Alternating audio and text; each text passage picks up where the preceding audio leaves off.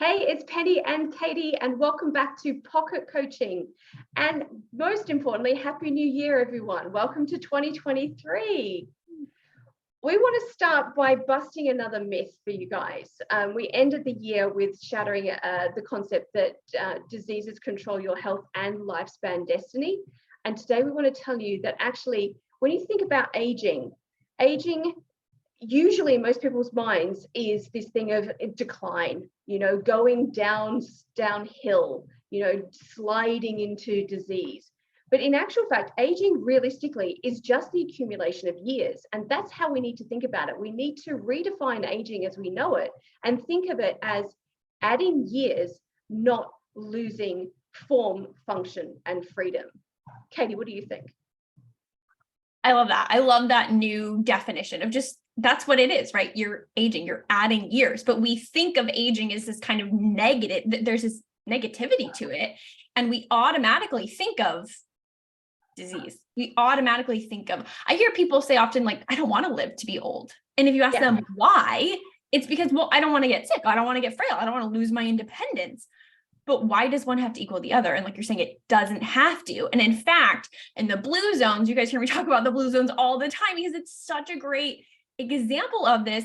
We have people in the blue zones, multiple areas of the world, where they live into their 90s, into their hundreds even, healthy, happy, functioning, like still contributing to society and enjoying life. So they're aging, they're adding years without the disease and the frailty. And that is a perfect example of what's possible and what should really be happening. Do we see this also? Do we see this on the animal side too? Yeah, we actually do, but we kind of do. Because when we look at the difference between animals under human care, which can be anything from our domesticated pets to farm animals to animals in the zoo, right? Versus animals in the wild, we see big differences in how they live their life and what levels of health and longevity they have. Now, in the wild, the animals are not getting those diseases. They're not getting old age, chronic decline-oriented loss of form and function diseases. They will actually sometimes live less number of years because accidents, injury, predation, broken teeth, things like that are very controllable in a captive environment, very controllable in your home, are obviously really prevalent out in the wild. So those kinds of event deaths, of event accidents hit the animals in the wild, but they're not getting those old age diseases that result in that downhill quality of life. So wild animals tend to live happy, dead. Whereas what we see in our pets is happy, sicker, disease, a horrible life, and then you have to put them down. Right? It's a totally different paradigm. We don't have to have that because we can choose to understand aging as more birthdays, right? Who wants more cake? Yes, more birthdays, more fun, more friends, more family, more quality of life. No disease. That is possible. And that's the dream, right? Like the dream is you're living your best life until you're not living and you're not suffering. You're not watching your loved ones suffer, whether that's human side or pet side, and you're not suffering. And I think that's kind of what pet and parent longevity is all about, right? Like that's the foundation of what we stand for, what we represent, and the information that we're trying to share, because that is something that we just so strongly believe in and know is possible.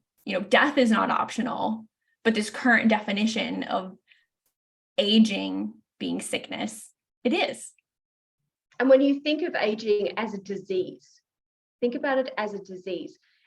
It's a disease that has a 100% mortality rate, right? We know that, but you don't have to have all the symptoms of that.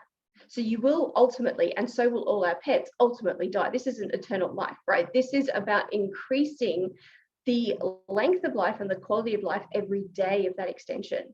So when you think of aging as a disease, you can choose then to avoid that disease. You can hold that back. You can prevent it. You can be proactively arming against it. You can then treat it once it starts to happen and reverse it so that you restore that healthy function.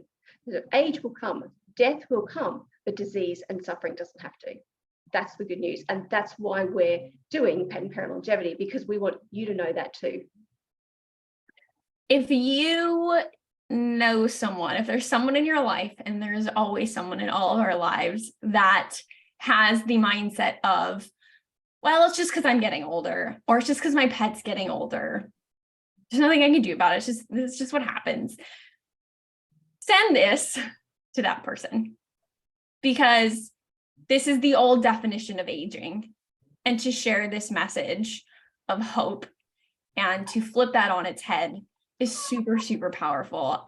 And I don't know about you, but I think that everyone deserves to know that truth, because when you know it, everything changes. So share it with someone you know and love. And that's your good deed for the day. We'll see you next time. Happy New Year.